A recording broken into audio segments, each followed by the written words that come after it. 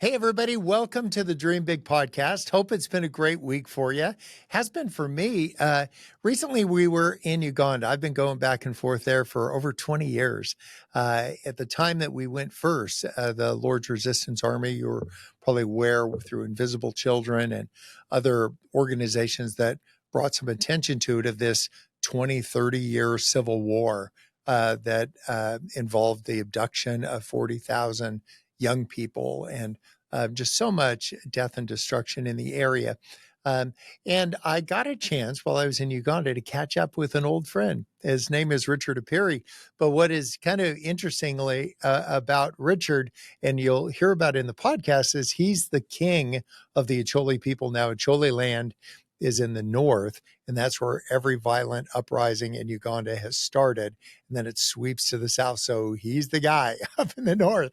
And so we just kind of get a little bit of time to reflect on what has been going on in Uganda, his hopes for the country, and our continued hopes there, and particularly in light of a university that we're starting there. We broke ground on it, and we're building a zoo.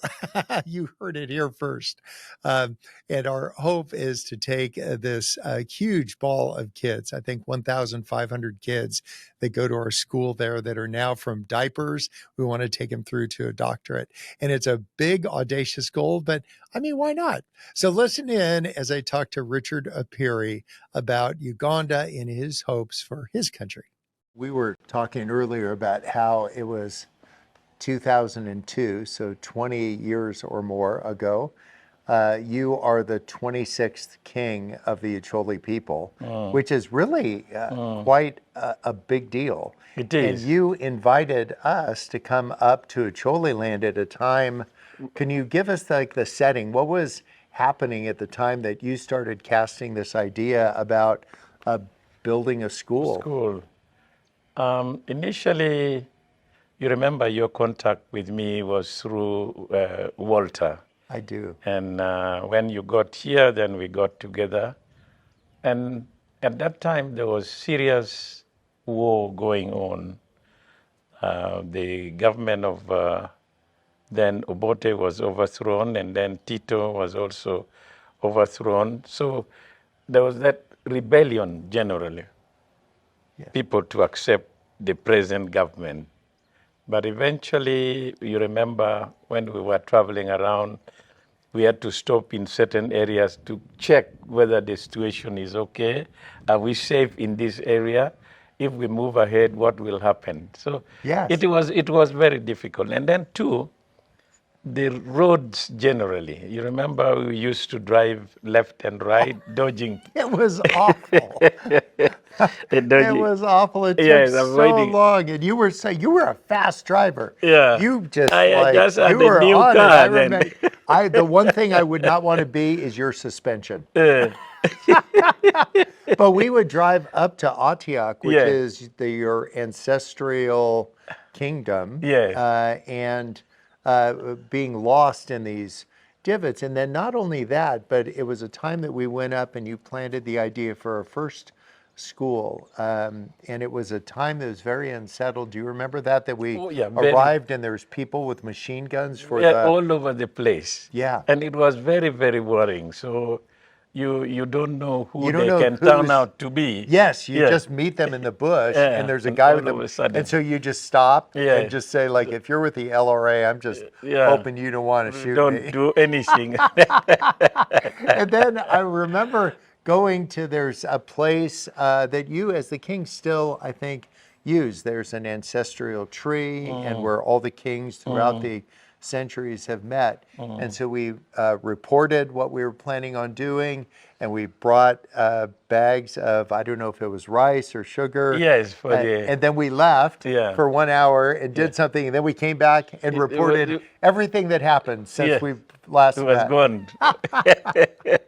Tell us the vision that you had for when it came to this region and having a school that would be here. What were you imagining 20 years ago? You see, at that time, you can say nothing was functional. The schools were not operating. The teachers were not there.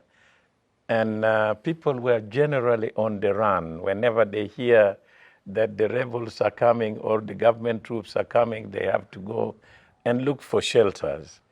So that situation continued for a very long time. But my general worry was what is going to happen generations from now to the younger children. They need to go to school. They need to have a good health service. They need to have a good environment.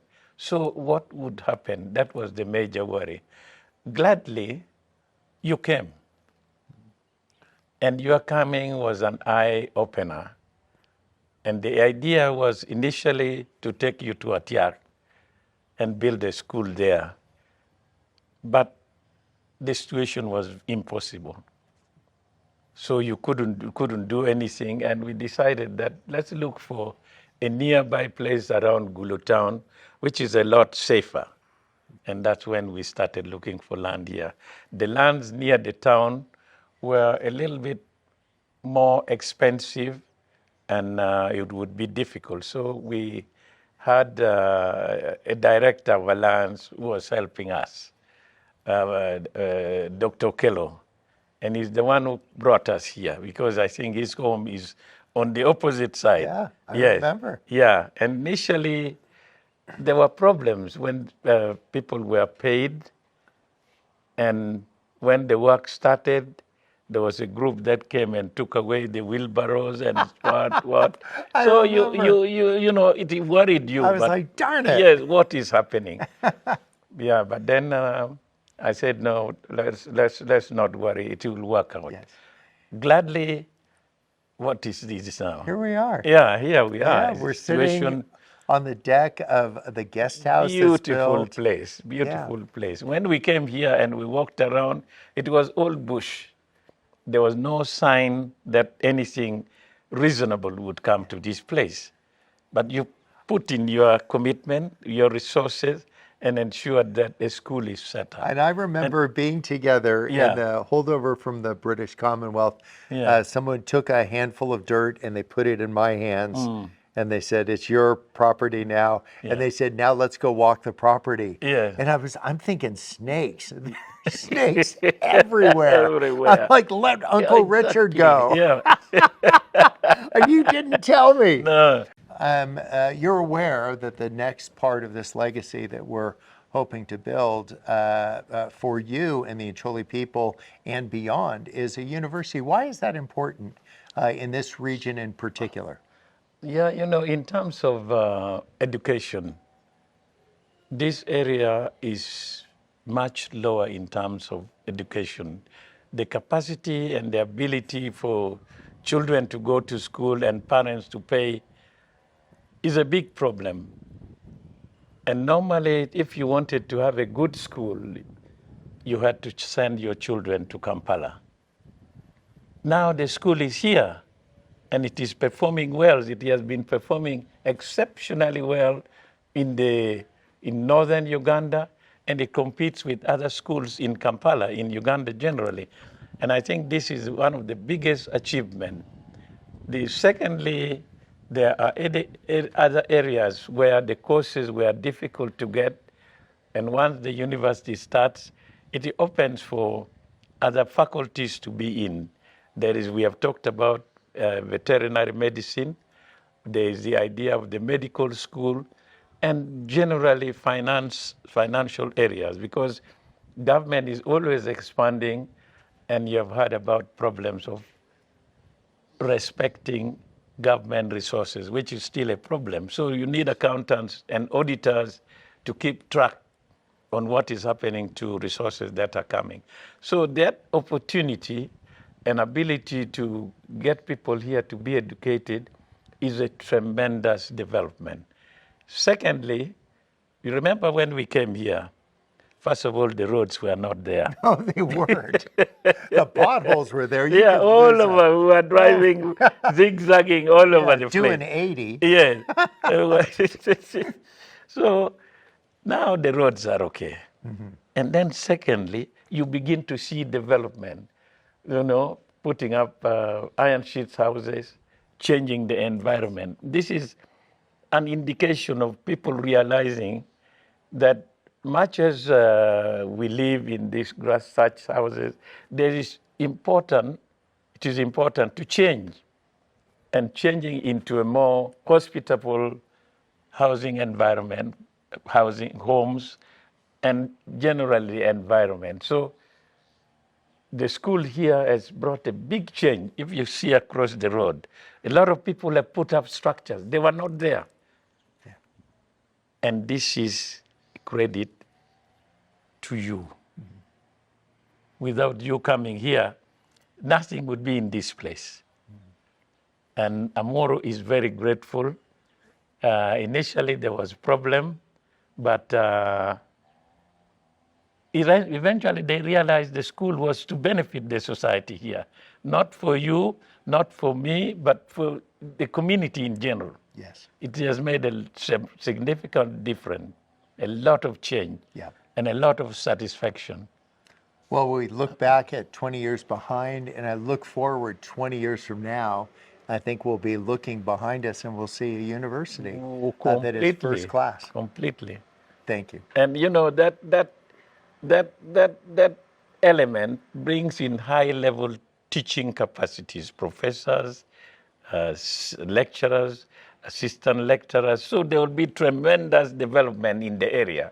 Yeah. And that will definitely bring a big change to the society here. Remember, we were down visiting somebody in Ultimate Authority. There was still tension between Northern Uganda and the South. And I have a fond memory of sitting outside of this person, their office, and they were the top spot. And I thought, wouldn't it be great if instead of me just going, I bring the king of the Acholi people? Yeah. And it was working great until they found out you were the king of the Acholi, and they threw us out. I've been thrown out of better places than this. Oh my gosh. What did that feel like to you? Was that like we were on this adventure together? We were trying to create something that hadn't been created before, even bridges between people. Exactly, between people. You know, unfortunately, society, you find it difficult to get along in society.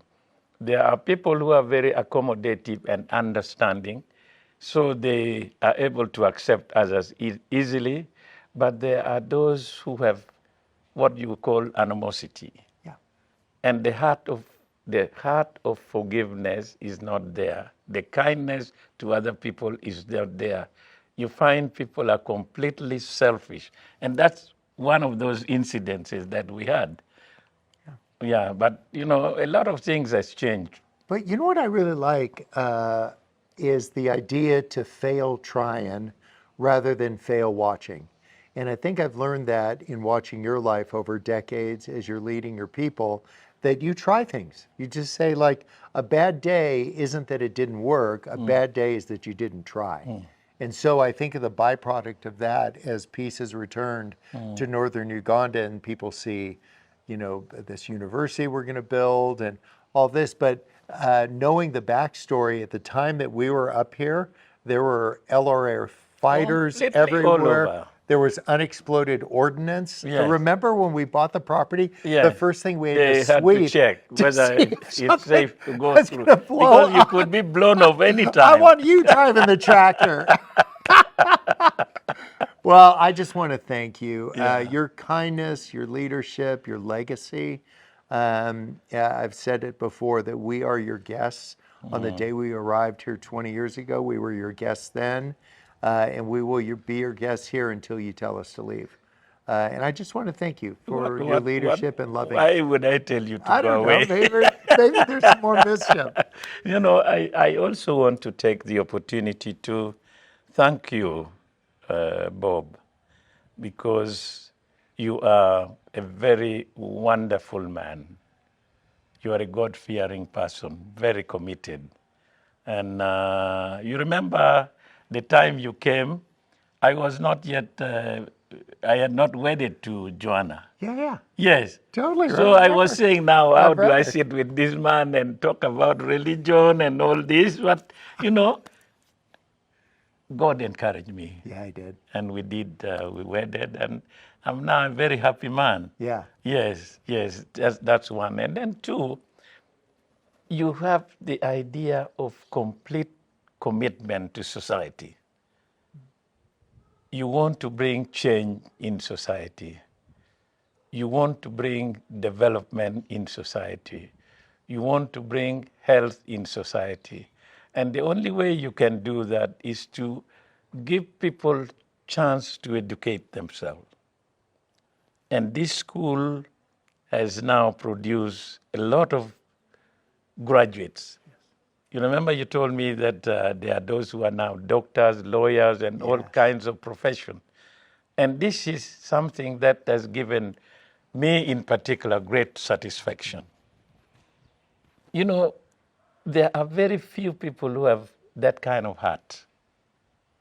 And God gave you a wonderful heart. Well, we are your legacy. Yeah. And long live the King. I just pray that Jesus gives you many, many days as you lead your people, and then you lead with love, because I know you love God, and it's evident in the things that you continue to do. And so we'll just continue to follow your lead around here. Thank you. Thank you, Richard. I will be going to Canada because there is a conference coming in March next year. So when I finish there, I'll be coming through and check on you. Come on, let's get into some mischief. Thank you. Have you retained your office upstairs there? Disneyland? Flags? Yeah. Yes. Yeah. Yes. Oh, that was wonderful. The Uganda flag and the American flag. Come on. Yes. And you remember we worked on appointing you as a counselor in California. Yes. I wrote a letter. Yes, it worked. And they do what? And have diplomatic immunity. Exactly. They can't even give me a speeding ticket around there. I shouldn't even have car insurance. Initially, it was very difficult. Yeah, it was hard. Yeah, but then they saw the King said, let's do this thing. They're like, exactly. All right. Yeah. Well, blessings on you. Thank you very much. People know you as your Royal Highness, and I know you in that respect, but I also call you my friend. Yes. So thank you for being a friend to so many. And you greet Maria. Oh, I will. And the young man who was then still Yes. learning to fly. That's it. And now he has a family. Richard, yes, Okay. and Joanna and the kids. Yeah. Blessings on I them. will definitely. Thank you very much.